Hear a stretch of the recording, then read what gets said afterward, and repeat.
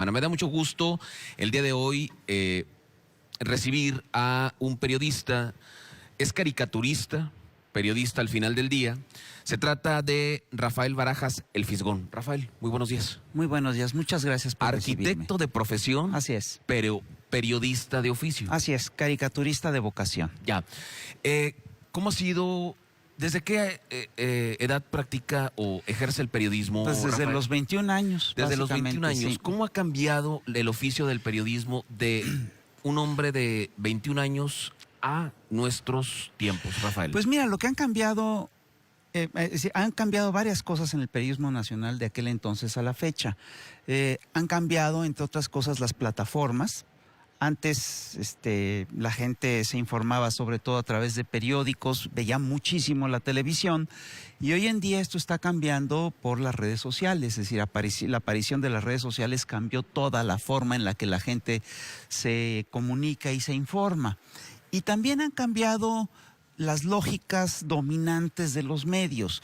Yo recuerdo que en la década de 1980 lo que teníamos era un periodismo que estaba muy ligado al Estado mexicano, que repetía de manera unívoca lo que el Estado mexicano quería que se dijera. Esto cambió alrededor de la década de 1990, y lo que ocurrió ahí es que se configuraron consorcios mediáticos muy importantes que eran en realidad propiedad de grupos de interés económico muy fuertes, ¿no? Pero que seguían muy vinculados a las lógicas del Estado. Vivían prácticamente de la publicidad oficial. Y esto está cambiando con la aparición de las redes sociales. Las redes sociales plantean una nueva forma de comunicación social. Y es curioso porque aún en las redes sociales, se han encontrado mecanismos de manipulación de la opinión pública y de control de la agenda Finalmente social. Los poderes fácticos, ¿no, Rafael? Presentes en en todas las épocas de la historia del ser humano, ¿cierto? Sí y no. Es decir, lo que también es importante es ver cómo funcionan esos poderes fácticos, porque esos mismos poderes fácticos han ido cambiando de signo con el tiempo. Es decir, hay periodos en los que los poderes fácticos están totalmente en manos de grupos oligárquicos, y hay periodos en los que los poderes fácticos están en manos de otros actores. Yo te planteo un problema. Fíjate, en México, si tú revisas cómo están configurados los medios, te vas a dar cuenta que prácticamente todos están en manos de grupos empresariales. Eso es tan absurdo como si que fueras a un país y te encontraras con que todos los medios están en manos de grupos sindicales, ¿no? Es decir, eso por supuesto que le da un sesgo a la información. No hay medios de comunicación libres per se. Sí los hay. Sí los hay, pero finalmente habría que encontrar la manera de mantener una nómina, de mantener las plataformas, de mantener el sistema de información, porque también cuesta, Rafael. Sí, ¿cierto? por supuesto, pero mira, sí existen. Y de hecho, esto es una de las grandes tradiciones del periodismo mexicano. Es una de las peculiaridades del periodismo mexicano.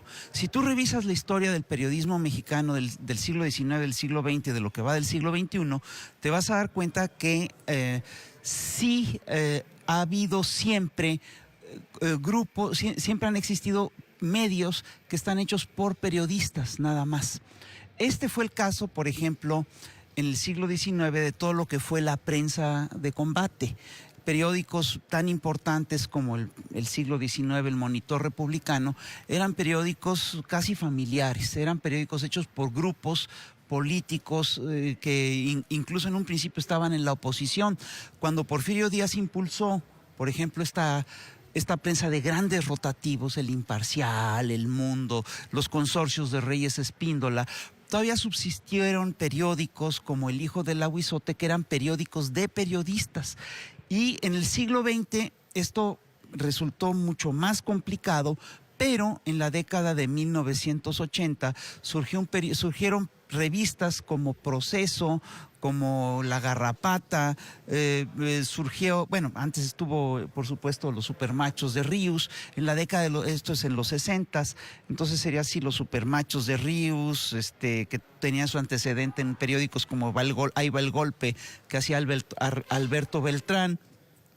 Después tuviste La Garrapata, después tuviste revistas como Proceso y después periódicos como Uno más Uno y sobre todo como La Jornada, que surge a partir de la década de 1980. Esos son periódicos hechos básicamente por periodistas y sustentados por periodistas y se han mantenido con muchas dificultades, pero sí lograron establecerse como medios sólidos, pagaban una nómina, tenían plataformas, en fin.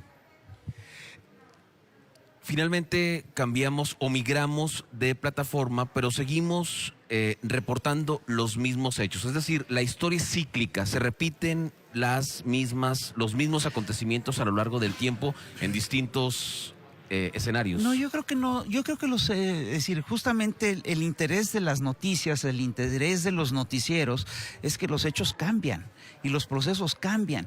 Y yo sí lo que veo es que la sociedad mexicana ha sufrido cambios muy importantes en los últimos años. Durante más de 3 décadas, lo que vimos es cómo se establecieron toda una serie de lógicas que eran muy fuertes y que planteaban que toda la economía, que toda la vida del país tenía que girar alrededor del mercado. Por ejemplo, en los noticieros es muy común que se hable todavía del peso que tiene la Bolsa Mexicana de Valores. Y yo lo que me pregunto es, bueno, de nuestros espectadores, ¿cuántos tienen realmente acciones en la bolsa?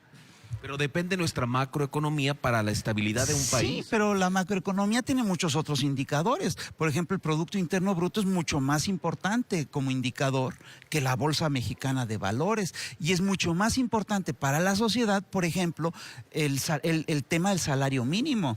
Es decir, esas son cosas que son importantes. ¿Por qué de veras consideramos que el asunto de la Bolsa Mexicana de Valores es tan central? Te voy a decir por qué.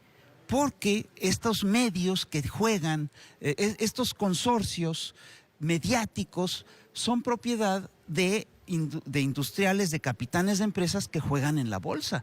Pero eso no tiene realmente nada que ver en general con el interés del público y son cosas que hay que cuestionarse. Por último, Rafael, entiendo que usted es un periodista de cepa. ¿Qué opina un hombre que viene a recibir a Torreón una presea, John Reed, entiendo, del colectivo cultural José Revueltas? ¿Qué opina un hombre de la postura presidencial en este momento, la figura más cercana y mediática en este momento de la revocación de mandato? Rafael. Mira, yo te voy a decir lo que pienso.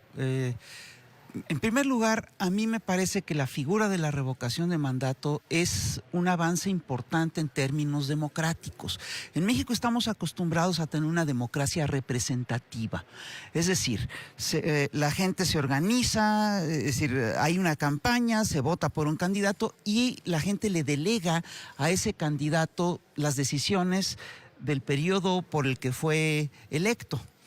Y ocurre con mucha frecuencia que estos políticos, después de cierto tiempo, se olvidan de sus promesas de campaña, no cumplen lo que prometieron en campaña y hay que decirlo, en la era neoliberal ocurrió un fenómeno muy perverso, que se vio a la política como se vio a todo, como una inversión.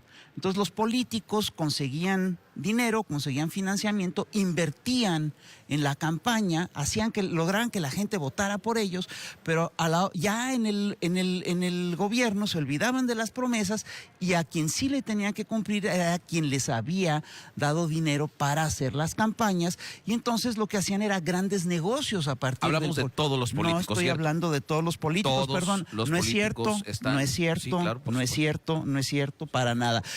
esa lógica es una lógica perversa que básicamente le conviene a los políticos que sí hacen esas campañas. Yo estoy convencido de que existen políticos honestos. Si no existieran políticos honestos, totalmente de acuerdo. perdón, ¿de qué estás hablando? Es decir, mencióname un solo acto de corrupción, por ejemplo, de López Obrador. No los tienen, no se los han encontrado. Entonces, la honestidad sí existe. No, perdón. Eso tampoco se ha confirmado. No. Lo de Pío es un chiste, perdóname. Okay. Perdóname, lo de Pío es un chiste. Lo del tren, lo del tren también es un chiste. ¿De qué estás hablando del tren? No. ¿De qué me estás? No radicalicemos. No, perdón, ¿qué es lo que es radical? Radical es ir a la raíz de las cosas. Es decir, quiero platicar con el periodista, Rafael. Yo soy periodista. Su afiliación o sus sentimientos están perfectos. Yo pienso que la revocación de mandato debe ir acompañada de otras figuras como el referéndum, el plebiscito. Es decir, si vienen acompañados. Sí, pero legislar de una forma adecuada, que todas las partes de un gobierno estén inmiscuidas, incluyéndonos los ciudadanos. A ver, mira, el tema de la revocación de mandato, lo que pone en el centro de la mesa es qué es la democracia verdadera. La revocación de mandato es básicamente un ejercicio de democracia directa. Y yo creo que necesitamos más ejercicios de democracia directa. Ejercicio de democracia directa implica echar abajo toda esta lógica de que ve a las elecciones como un negocio. Eso es justamente lo que se está haciendo con el ejercicio de revocación de mandato. Y por eso es importante echarlo a andar, sobre todo en un país en el cual la presidencia dura 6 años. Es un periodo presidencial muy largo. Entonces, sí es necesario poner a los presidentes en tela de juicio. Y esto sienta un precedente para el futuro. Por eso hay tanta oposición a la revocación de mandato. A mí me parece un ejercicio muy importante. Estoy de acuerdo con usted, siempre y cuando esté regulada completamente y materializada por todos los órganos del gobierno, por el Senado, por la Cámara de Diputados, por los gobiernos de los estados, incluso por los ayuntamientos y las pequeñas comunidades y más por el electorado. No. De que tendría que haber revocación de mandato en todos esos órdenes, me parece que es indispensable. Pero para que eso se pueda dar, se tiene que plantear la revocación de mandato con la máxima figura, que es la del presidente. Por último, y para irnos, Rafael, ¿cómo es hacer caricatura en un mundo cada vez más digital? Pues es fascinante porque los medios digitales ofrecen nuevas posibilidades. Entonces, por ejemplo, hoy en día es mucho más fácil hacer animaciones o hacer caricaturas con animación, y eso es realmente importante. Bueno, pero regresando a lo de la revocación de mandato, creo que es un ejercicio importante, sin precedente, y que hay que hacerlo. Bueno, siempre y cuando estemos todos en el tenor. Rafael, gracias por estar con nosotros.